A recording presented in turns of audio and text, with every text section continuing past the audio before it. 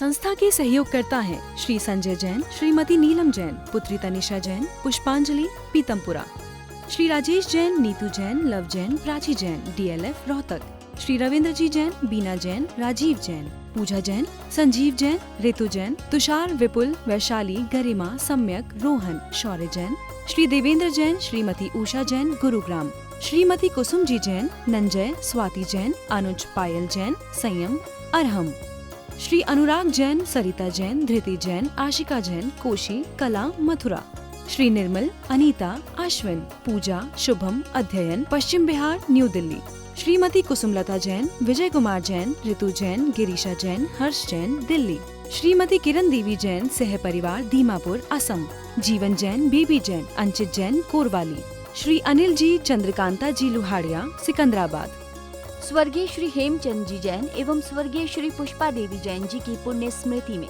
पुत्र एवं पुत्रवधू श्री आनंद जैन, श्रीमती सुधा जैन, पौत्र एवं पौत्रवधू विवेक जैन, पालजी जैन, गौरव जैन, श्रुति जैन, पड़पौत्र एवं पड़पौत्री आर्जव जैन, प्रयाण, सुभाष चंद्र जैन, पत्नी उमा रानी जैन, सहारनपुर, दिनेश चंद जैन, मीनाक्षी जैन, भावनगर, भरतेश जैन, मालिनी जैन, कोलकाता, पराग जैन, प्रीति जैन, मुंबई, पंकज जैन, निधि जैन, सहारनपुर, पौत्र पुण्य जैन, सम्यक जैन, पूज्य जैन, संभव जैन, देवांश जैन, पवित्र जैन, पौत्री संस्कृति जैन, बोधि जैन, सुदीप कुमार जैन, श्रीमती रेणु जैन, सुप्रभ जैन, मुस्कान जैन।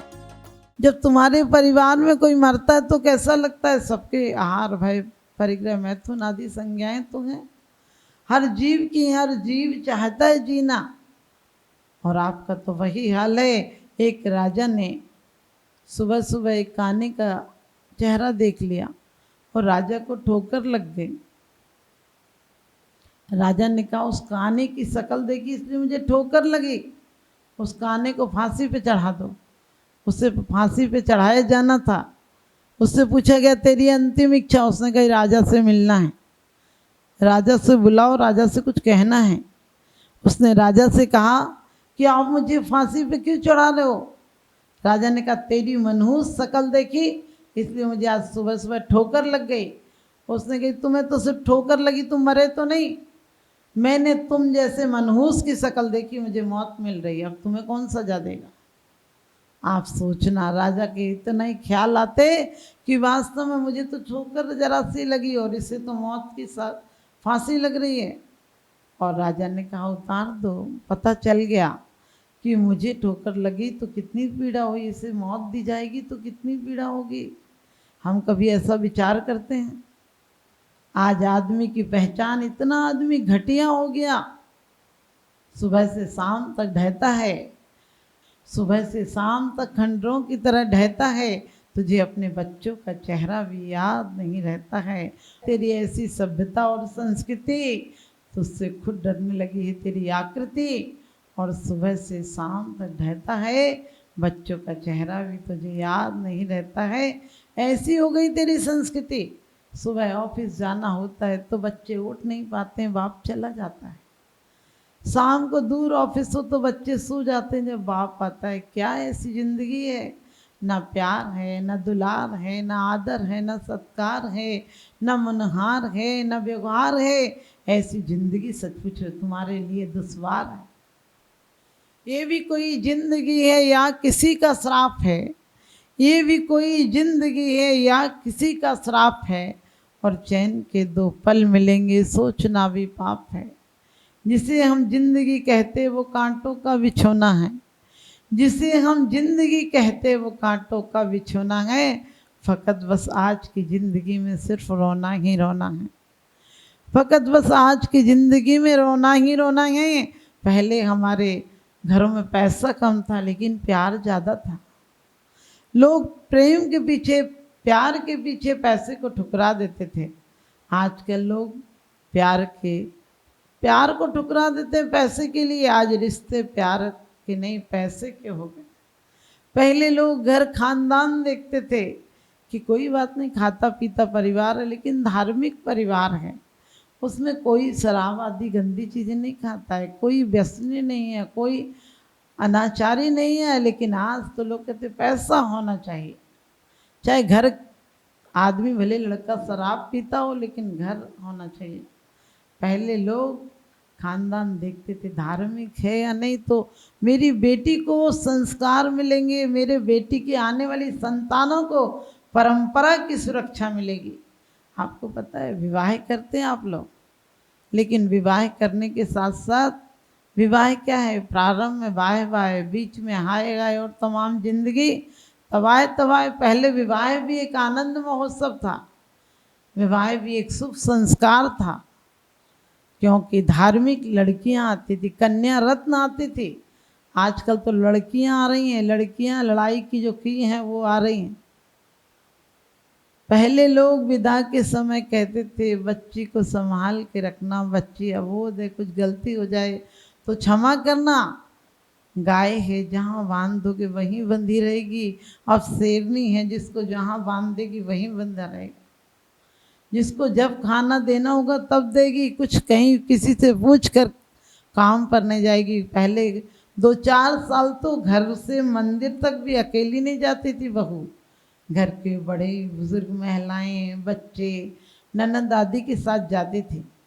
घर पर पानी भरने तक अकेली नहीं जाती थी। आजकल बाल खोल लेगी, नाखून बढ़ा लेगी। सोच कर देखो कपड़ों का कोई औचित्य रहा है? वो ब्लाउज है कि पेटीकोट है कि सलवार है, कुछ पता ही नहीं चलता है। जानवरों से बदतर लगने लगी। क्यों? कि ओंठ रंगे हों, नाखून बड़े हों और बाल खुले हों तो समझो कैसी लगेगी। नाखून कटाने चाहिए, बाल बढ़ाने चाहिए, और प्रकृति के द्वारा ओंठ नहीं रंगाना चाहिए, बल्कि ओंठों से खिले हुए शब्दों के द्वारा दुनिया हमारे प्रेम के रंग में रंग जाए, ऐसी दुनिया होना चाहिए। ओंठ रंगा कर कोई सुंदर नहीं लगते हैं। आज कितने जीवों का घात हो जाता है। आप सोचिए, अधिकांश जीवों की चर्बी से हमारे केमिकल कहते क्या है केमिकल, कहीं आकाश से उतर कर आते हैं, नाम बदल दिए, ऐसी ऐसी चीज़ें अभक्ष मुंह में डालने लगे। सोचिए, आज घरों में हर चीज़ कुरकुरे बच्चों को खिलाने लगे। क्यों खिलाते? बोलते बच्चे मानते नहीं। स्वाद किसने दिया है? पैदा होता हुआ बच्चा नहीं खाता है, उसकी माँ ने गर्भावस्था से ऐसी उल्टी सीधी चीज़ें खाई हैं, अभक्ष खाए हैं। अब संतान कहाँ से अच्छी होगी? उसकी माँ ने गर्भावस्था से उल्टी सीधी सीन देखे हैं। मोबाइल लिया, बच्चे तो मोबाइल की औलादें ही हैं, जब तुमने मोबाइल के साथ पैदा किया था। फिर बच्चे मोबाइल देखते हैं, माता जी मानते नहीं। माता जी ने समझाओ हमने कि तुम्हारी औलादों को तुमने बिगाड़ा है, हम क्यों संभालें। सोचना, पहले गाय होती थी, भैंस होते थे, हाथी होते थे, घोड़े होते थे, घरों में अच्छे अच्छे जानवर होते थे घरों में, और उन्हें बड़े प्यार से पालते थे, क्योंकि हर घरों में पहले खेती थी, तो जानवर को घर के भूसे से पल जाता था। घर में शुद्ध घी, शुद्ध मट्ठा, छाछ आदि बनती थी, कोई ज़रूरत नहीं थी बाजार से कुछ लाने की। लेकिन आज तो दूध भी बाजार से आ रहा है, पानी भी बाजार से आ रहा है। पहले घर में कुआं होता था, महिलाएं पानी भरने जाती थी तो भी एक महोत्सव था, गीत गाते हुए जाती थी। आटा भी पीसती थी तो सुप्रसन्न भावों से पीसती थी। हर चीज एक महोत्सव थी, हर मंगलाचार था। रोज त्योहारों के दिन का, छुट्टियों के दिन का बच्चे इंतजार करते थे कि नानी के यहाँ जाएंगे, दादी के पास जाएंगे। और नानी के यहाँ जाते थे, नानी भले वो 5 का सिक्का देती, 5 रुपये नहीं, 5 पैसे देती थी, लेकिन 5 पैसे में भी चेहरे पर मुस्कान आ जाती थी।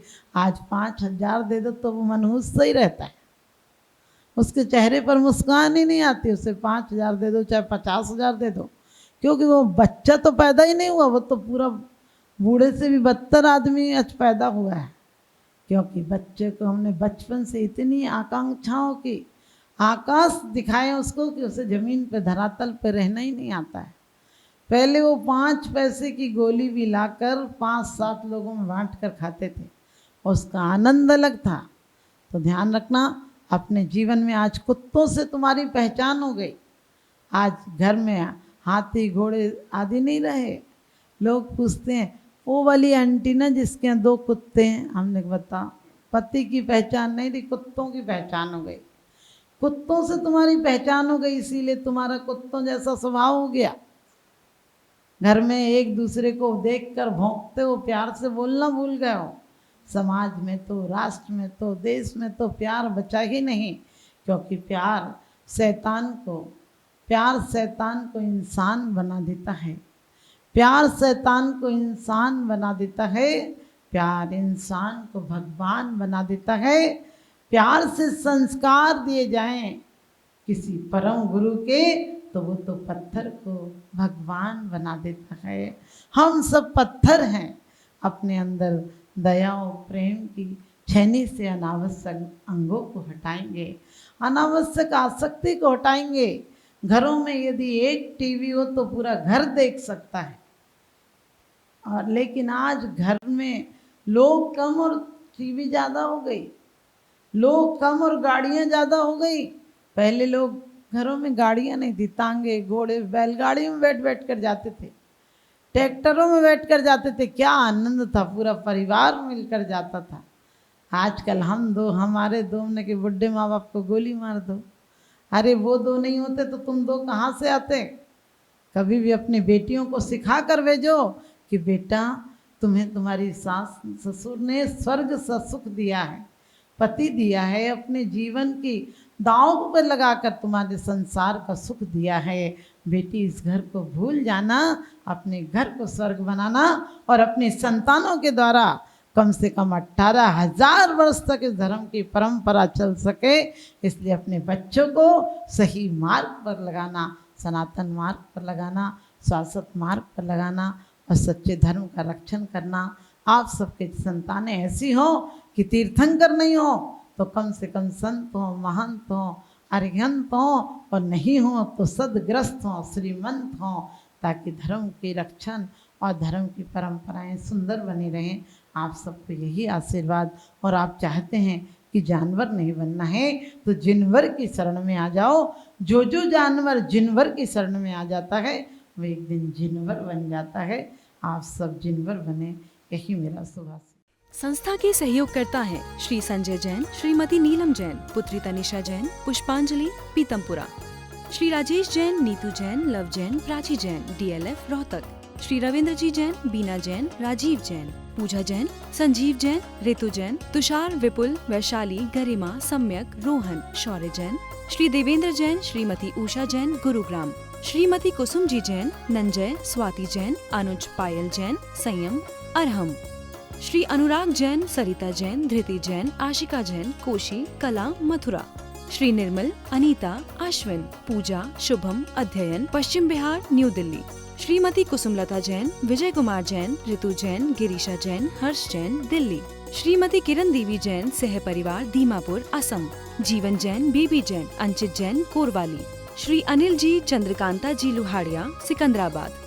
स्वर्गीय श्री हेमचंद जी जैन एवं स्वर्गीय श्री पुष्पा देवी जैन जी की पुण्य स्मृति में पुत्र एवं पुत्रवधू श्री आनंद जैन, श्रीमती सुधा जैन, पौत्र एवं पौत्रवधू विवेक जैन, पालजी जैन, गौरव जैन, श्रुति जैन, पड़पौत्र एवं पड़पौत्री आर्जव जैन, प्रयाण।